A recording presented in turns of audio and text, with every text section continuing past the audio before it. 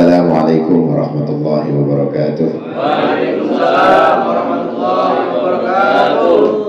Alhamdulillah. Alhamdulillah wassalatu wassalamu ala Rasulillah Sayyidina wa maulana mawalah la hawla wa la quwwata illa billah. Allahumma salli wa sallim wa barik ala sayyidina wa habibina wa syafi'ina wa qurrata a'yunina wa maulana Muhammadin wa ala alihi wa sahbihi wa man tabi'ahum bi ihsanin ila yaumiddin.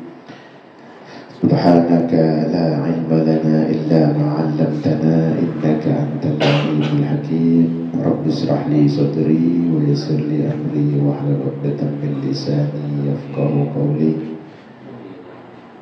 Allahumma faqihna fid din wa 'allimna at-ta'wil. Allahumma faqih man yadrusu fi hadzal ma'had fid din wa 'allimna at-ta'wil.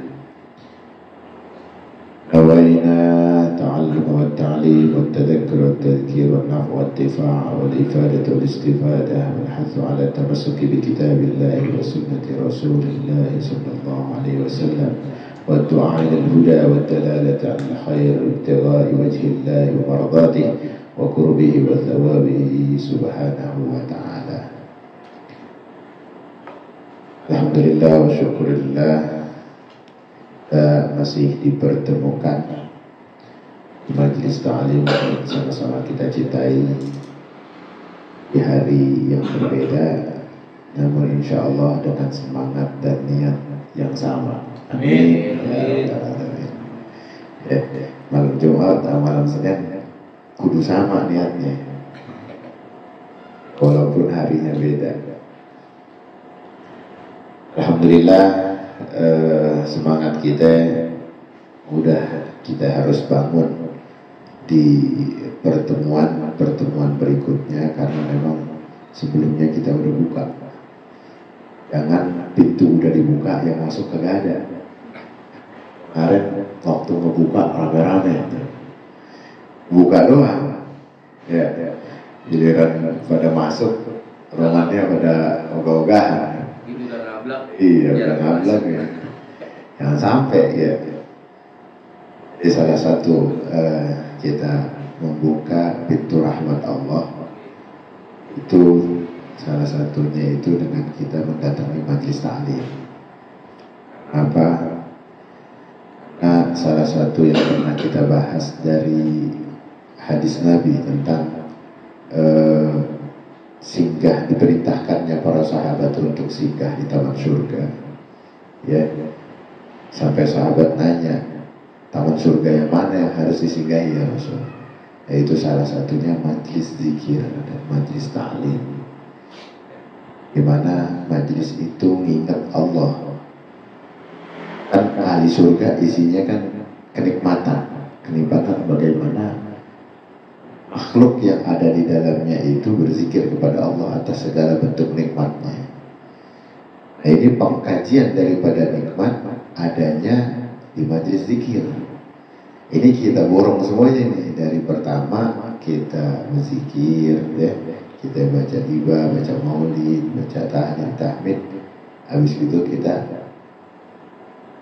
utamakan lagi ta'limnya. Nah, itu kan kita borong zikirnya, ya, maulidnya, manakibnya, nah, belum main nunjuk-nunjuknya. Kita borong. Ya, siapa yang ditunjuk bertugas, sebetulnya yang bertugas itu Allah kasih kelebihan sendiri. Di dalam kita bermajlis ada peranan-peranan di situ. Jadi peranannya apa? Ketika ada persiapan yang harus disiapkan dari majelis itu sendiri. Jadi peranannya masing-masing. Ada yang berperan sebagai pembuka jalan. Istilahnya dia ngasih fasilitas, dia menghadirkan nuansa-nuansa kemeriahan majelis. Itu peranannya beda-beda. Makanya istilahnya dikatakan di sana, man salaka tariqan yaltamisu fihi ilman sahalallahu tariqan ilal jannah. Siapa yang ngasih jalan kemudahan, jalan apa? Kemudahan dalam menuntut ilmu, maka Allah akan mudahkan jalannya menuju surga. Jadi jalan itu banyak modelnya. Jadi ada orang yang kira-kira biar semangat ini dalam taklim itu diapain? Gitu. Ada yang pakai acara biar enak nih kasih maulid yang suaranya rada-rada merdu, biar enak, biar kita rame-rame kita peramehin. Akhirnya kita semua punya peranan. Ya, peranan kita ini yang gak serta-merta tanpa ada kehendak dari Allah Subhanahu wa Ta'ala. Ya, jadi siapa yang dikasih peranan oleh Allah berarti dia itu tanda dikasih rezeki oleh Allah. Ini tampang-tampang yang hadir ini bentuk-bentuk yang emang Allah kasih rezeki, bukan bentuknya duit, tapi emang akan diberikan limpahan bentuk rahmat daripada Allah Subhanahu wa Ta'ala. Kira-kira kita kalau lagi datang di majelis, di masjid, lagi datengin tabligh, kalau situasinya nyaman, aman, tentram, itu tanda bahwa majelis kita itu penuh dengan rahmat Allah. Itu ada tandanya. Jadi kalau ada orang ngadain satu event yang bikin gaduh, itu tanda kurang baik. Kegaduhan itu kurang baiknya di mana nih? Misalnya dipersonalkan atau di panitiakah atau manajemen sistemnya. Itu. Padahal kalau kita emang melangkah pada rahmat dan kasih sayang Allah, itu yang ada apa? Yang ada itu tenang, tentram, kagak bikin kisruh, kagak bikin ribut, nggak juga bikin gontok-gontongan, enggak. Itu salah satu pancingan di mana peranan-peranan kita masing-masing emang dijadiin sama Allah rezekinya. Misalnya peranannya payah di mana nih? Payah di hadir, dikasih sama Allah rezekinya kehadiran dia. Tuh. Ini jangan sampai kita ngeremehin. La yaq'udu qaumun yadhkurullah azza wa jalla illa khaffatuhumul malaikah wa ghashiyatuhumur rahmah wa nazala 'alaihimul sakinah wa dzakarullahu fiha indah. Jadi enggak duduk sekelompok manusia, sekelompok orang yang melaksanakan zikir kepada Allah azza wa jalla kecuali para malaikatnya itu mengelilingi mereka. Jadi rahmat Allah meliputi mereka, ketenangan turun di dalamnya. Anzalallahu sakinah. Jadi kita kalau lagi datang kita niatin nih awal-awal ya, awal-awal majelis kita niatin benar-benar. Karena kalau dia mendatangkan sakinah, ketenangan dalam diri kita, dari kita hadir sampai kita pulang, apalagi sampai kita bawa pulang tuh amalan-amalannya, itu salah satunya malaikat itu betul-betul merasuk ke dalam diri kita dalam menenteramkan. Jadi bukan malah habis dari majelis mana aja nih bikin kita rasa busuk, malah hati gelisah, pulang dari sini makin kurang suka kayak orang kesurupan. Nah itu. Bahkan ketika kita ini pulang dari ibadah, dari masjid, ada masalah misalnya, itu tanda rahmatnya Allah dari masalah yang ada di rumah itu bisa kita padamkan. Masalah kan bentuknya api, kemarahan itu sifat api, sifat setan. Masalah kalau kita dipancing-pancing mah ada aja, nggak ada masalahnya, bisa dipancing-pancing apalagi ada. Tapi karena kita pulang dari ibadah, dari masjid atau dari taklim, ini bentuk rahmat yang menaungi kita, itu bisa memadamkan satu masalah di rumah. Tar dulu, tenang. Ya, kita malah adem tuh, ada masalah, ini marah-marah, tenang dulu. Duduk dulu, bikinin teh, kopi. Jangan pakai bikin bang. Gue udah gak ada waktu lagi bang. Misalnya begitu. Tenang dulu, ya udah duduk. Kalau nggak mau bikinin gue minum. Kita omongin pelan-pelan. Kita kasih tahu. Mungkin komunikasi kita ya masih kurang kena. Jadi artinya cara nanggepinnya aja, satu gejolak panas itu bisa kita redam kalau kita ngebawa pulang ketentraman ibadah. Itu.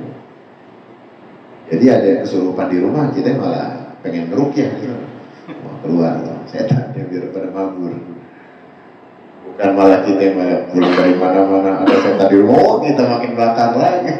Berarti kitanya yang kebawa, yang nyundut itu. Di rumah nggak ada masalah, kita pulang apaan lo kagak nyiapin apa-apaan misalnya. Itu jadi sumber masalah, bukan dari rumah, masalahnya dari kita. Nauzubillah. Nah itu tanda bahwa rahmat Allah itu jauh dari orang-orang yang tidak diberikan ketentraman jiwanya. Datangnya kita ke majelis ilmu itu salah satunya kita ingin memancing gimana terkumpulnya malaikat rahmat untuk kita bisa menenteramkan jiwa kita. Jadi kalau emang karuan kita ini dikasih sama Allah satu kenikmatan, ada panggilan, ya jangan kita sia-siain. Ini besok kita sendiri yang rugi. Fasilitas sudah ada. Ada lagi yang kita bilang ketika Rasul mengatakan bahwa majlis ilmu itu adalah aman dari taman surga, pastinya yang ngedenger itu bukan cuma sahabat yang sifatnya zahir, pastinya ada juga yang pada gaib, ya kan? Yang ngedenger pengen ngejalanin, punya syariatnya Islam, yaitu jin. Karena emang Rasul diutus bukan cuma buat manusia, buat jin juga. Nanti kalau kita lagi bermajlis taklim, isinya 2 orang, 3 orang, muhadasahnya kita, khiwarnya kita berkaitan dengan ilmu, datang itu yang lain, pengen nimbrung di tamannya surga, pengen nimbrung di taman surganya Allah. Makanya kita kalau lagi duduk sama teman siapapun, ya, kalau emang kita punya bekal sendiri nih, di dalam majlis, sisipin aja, jangan cuma guyon doang, sisipin nasihat-nasihat yang baik. Masukin itu khiwar kita itu apa namanya, percakapan kita, basa-basinya kita itu mengandung ilmu. Jangan ngurusin ekonomi mulu, jangan ngurusin dunia. Boleh, bukan nggak boleh, tapi sisipin sama ilmu. Kita kalau habis dapat untung nih, kira-kira sedekah sama orang mana ya? Kira-kira janda mana yang kita pengen datangin buat sedekahin gitu. Bukan diakalin. Janda mana diakalin? Bukan. Itu sedekahin. Yang tua, jangan yang muda. Ini romannya semangat sama yang muda doang. Muda dong. Semangat. Iya. Oh dibilang kalau kita sedekah sama janda, jangan yang tua mulu Ji, katanya. Rugi dong. Jangan gitu. Jadi awal kita ngebahas keuntungan itu belum ada untungnya, tapi kita udah buka dengan ibadah. Itu salah satu kita mancing pembicaraan kita itu dengan ilmu. Kalau kebanyakan udah mulai dari beberapa detik itu kita istiqomahin, kita punya perbincangan, maka apa nah? Undang yang lain. Wah, ini Ramadan majelis ilmu nih. Mulai ada cahaya-cahaya ketakwaan dalam perkumpulan itu. 1 atau 2 orang, bahkan 3 orang, itu udah majelis. Itu udah duduk majelis. Majelis zikir, majelis ilmu, majelis maksiat. Yang namanya duduk-duduk itu udah satu majelis namanya. Makanya sayang kalau kita nggak isi itu sama yang sifatnya itu ngingetin sama Allah. Ada juga yang pernah nanya, gimana Ustaz kalau aneh pengen hibur anak istri ya jalan-jalan ke pasar, niatnya pengen ibadah, udah pasti niatin ibadah ya, tapi di sana kan kadang-kadang kita lupa. Ente aja yang niatin diri ente untuk menangisi kealpaan itu, insya Allah angkat. Jadi jangan ente malah terbawa.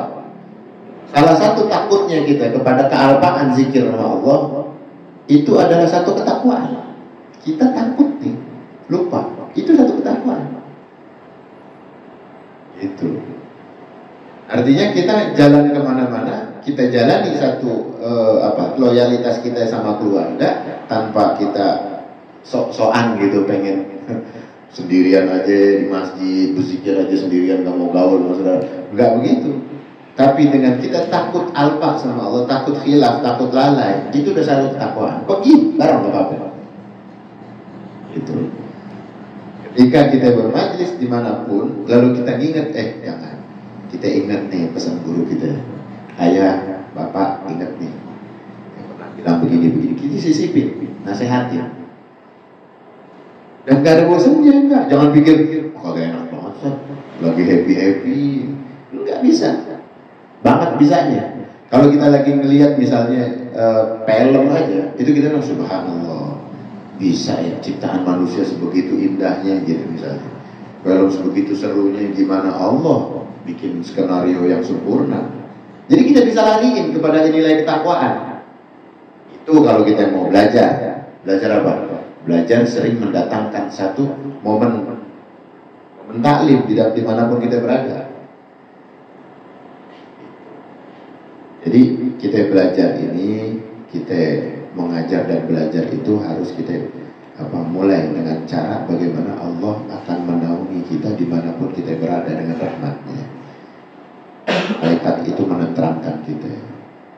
Makanya penting orang-orang awam itu, ya orang yang pengen dirinya selalu dekat dengan Allah, itu penting untuk datengin guru-guru, datengin ustaz, gaul sama orang-orang soleh yang udah mulai rada-rada sepuh. Itu mengingatkan kita sama Allah, bikin hati kita lembut, ingat terus sama mati.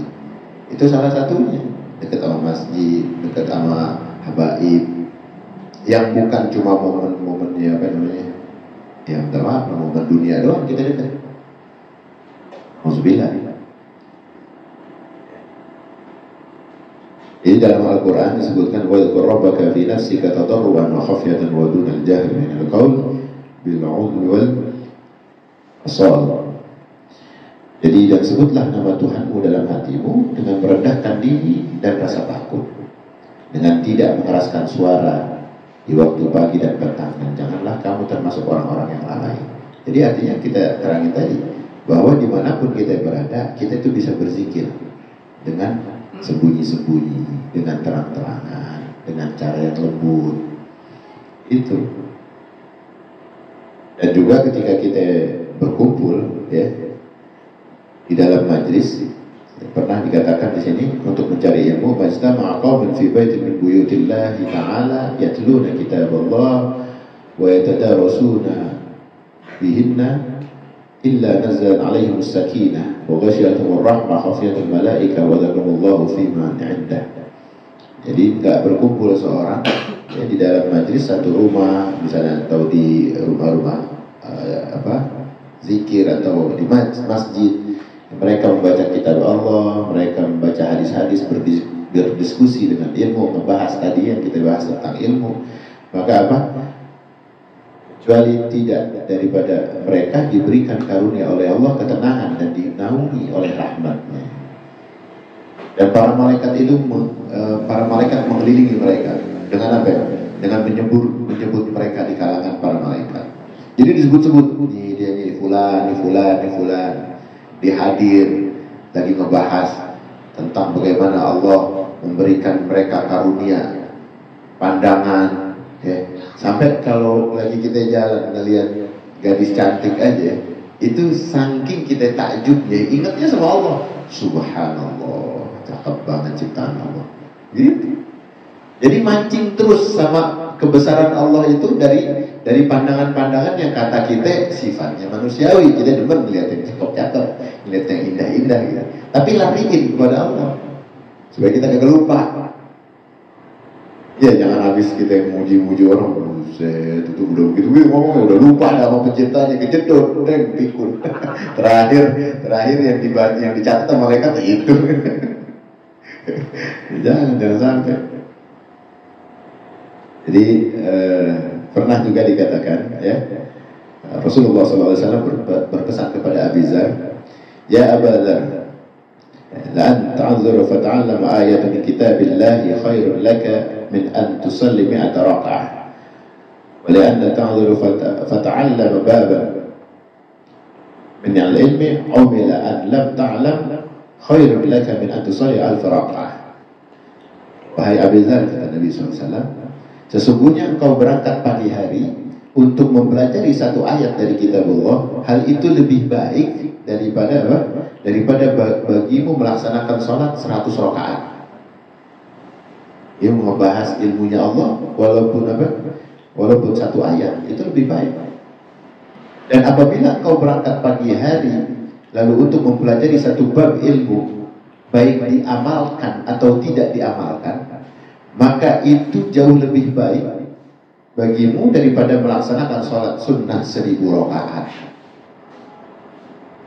Jadi kalau satu ayat kita pelajari, itu kalau kita menerapkannya dalam konteks ilmu, kita tahu, kita paham satu ayat, maka Allah akan menjadikan derajat itu jauh lebih baik daripada 100 rakaat. Tapi kalau satu bab, Allah jadikan lebih baik majlis itu daripada 1000 rakaat. Diamalkan atau belum diamalkan.